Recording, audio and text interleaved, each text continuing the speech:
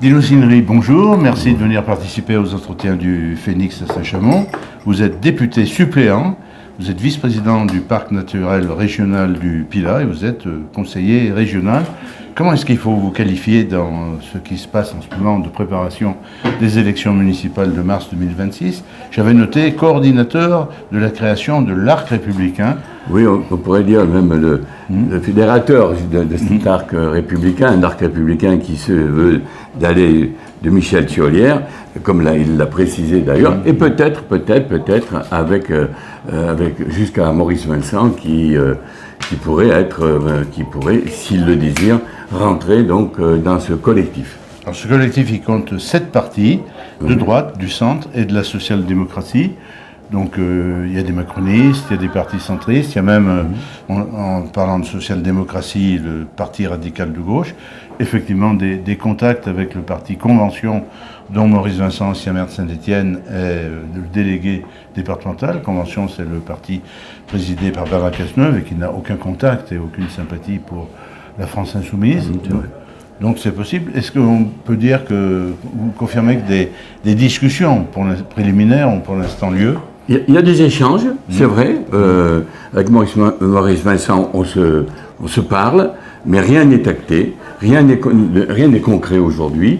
Mais effectivement, l'un comme l'autre, nous sommes contre les extrêmes, aussi bien de LFI jusqu'au Front National. Il n'y aura aucune alliance, ni électorale, ni politique avec les deux extrêmes.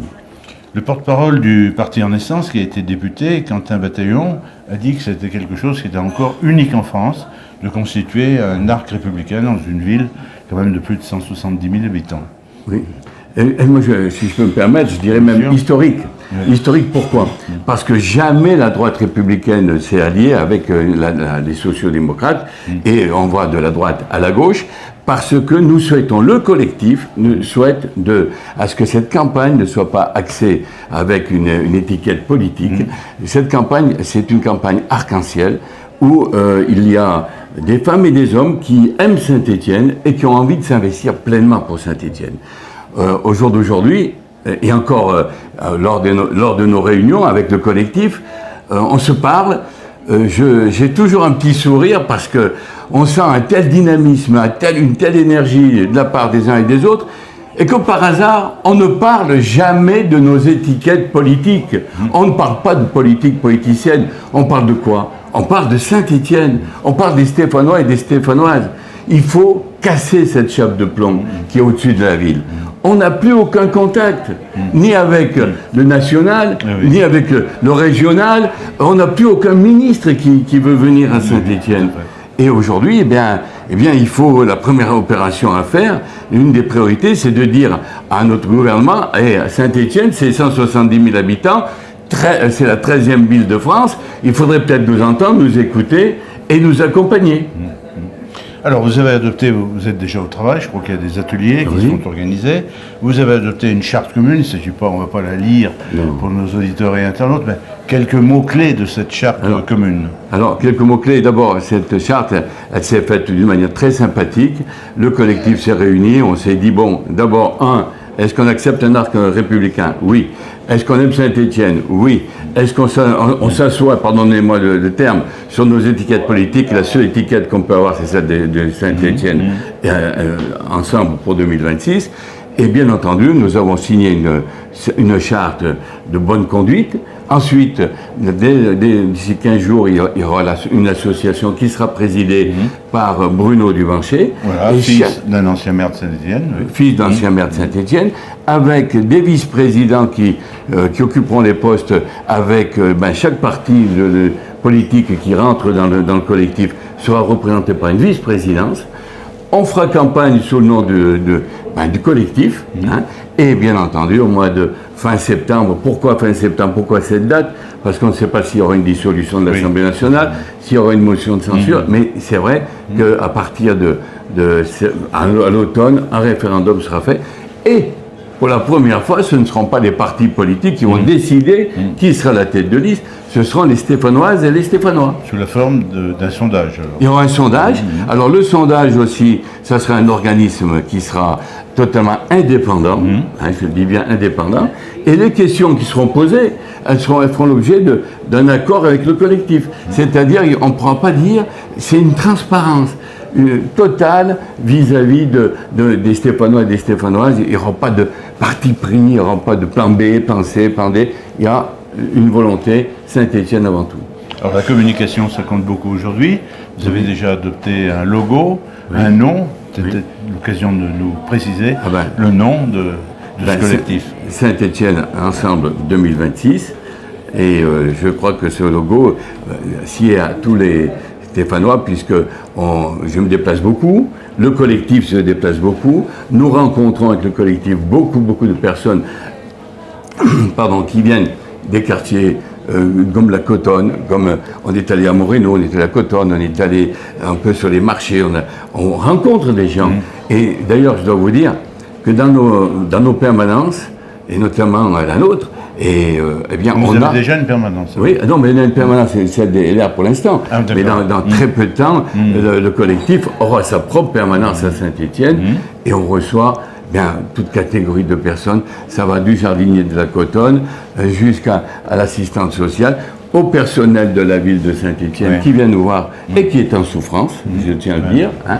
Donc, le Parti Socialiste a fait d'ailleurs une réunion sur cette thématique il n'y a pas longtemps. Oui, mais à un moment donné, il faut entendre, il faut écouter, mais il faut aussi accompagner et avoir des actes plus forts. Les agents territoriaux sont un petit peu perturbés, notamment à la métropole. Il y a un président qui est soi-disant en retrait totale, mais qui a signature de toutes les possibilités. Une vice-présidente qui fait ce qu'elle peut, mais qui n'a pas l'autorité.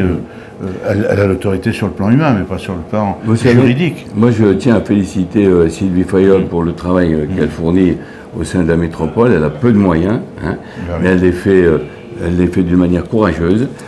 Et de l'autre côté, je ne souhaite pas polémiquer. Le collectif, on a décidé de ne pas polémiquer sur le maire sortant. Pourquoi ? Parce que nous, au jour d'aujourd'hui, ce qui nous intéresse, ce n'est pas le conflit, ce n'est pas la polémique. Ce qui nous intéresse, c'est une équipe, un projet et Saint-Étienne. Et des soutiens aussi importants. Il y avait une vidéo, il est aux États-Unis en ce moment, Michel Thiollière vous a envoyé un message de soutien. Il y a eu aussi un autre message, parce que je crois qu'il était à Montbrison ou à Rouen, du président du conseil départemental, Georges Ziegler.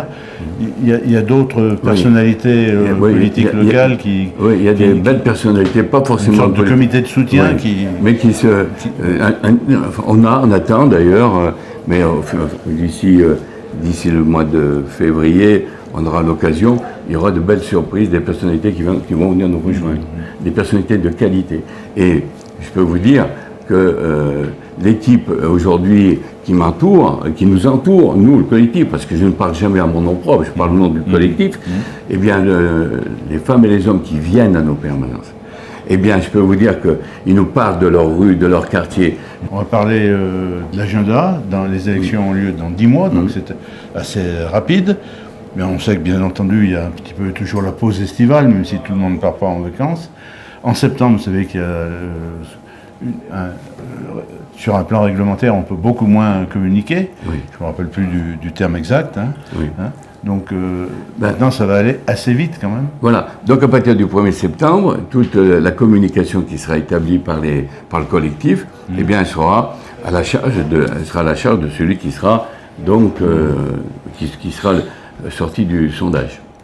Alors les choses sont quand même pas très faciles parce que par exemple sur le papier, la France Insoumise avait gagné les élections présidentielles sur Saint-Étienne, les élections européennes et un gros score aussi aux élections législatives. Est-ce que vous n'avez pas l'impression que ça va... Ils ont déjà d'ailleurs présenté, sinon des candidats, du moins 2 porte-paroles du parti mélenchoniste. Vous savez, à ce jour, il y a une division à gauche. Il y a d'un côté les écologistes... On appelle les gauches irréconciliables. Voilà, les gauches irréconciliables. Mais en plus, LFI dit, nous, on ne veut pas d'une tête de liste socialiste.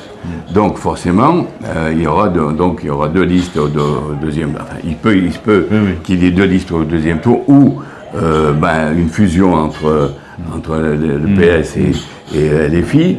Bon, ça, on n'en sait rien, on ne sait pas qui sera au deuxième tour. Bon, mais on sent bien que la gauche va se réunir au deuxième tour. Quant à nous, il n'y aura aucun accord, bien entendu, avec les extrêmes comme je viens de citer. On arrive un petit peu au terme de l'émission.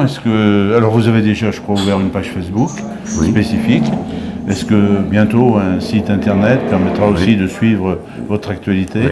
Eh bien, non seulement il y aura le site internet, mais il y aura donc non seulement il y aura des permanences, on ira sur le terrain, on ira dans les quartiers, on ira dans les rues, et il est vrai que vu avec les 7 représentants du collectif, on va pouvoir se partager le territoire.